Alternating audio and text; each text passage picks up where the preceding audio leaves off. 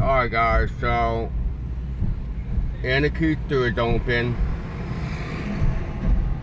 They had a little fire in Gatlinburg about 5 miles from my apartment, but they were able to get it out with the rain last night.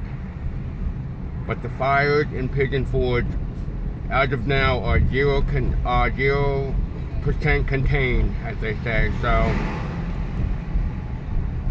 but the humidity is much lower than it was last night, so yesterday. So keep praying. I'm really surprised there's so many people in town. I would think they would get out of town by now, but yeah, so it rained a bit last night. It helped a little bit, got the humidity down, but it wasn't enough. So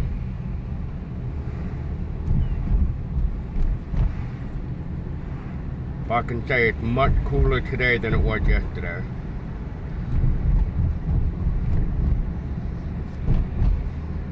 So I wanted to show this people who are possibly planning to come in this weekend.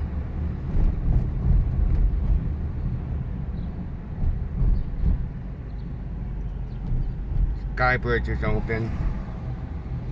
They shut all that down last night, yesterday.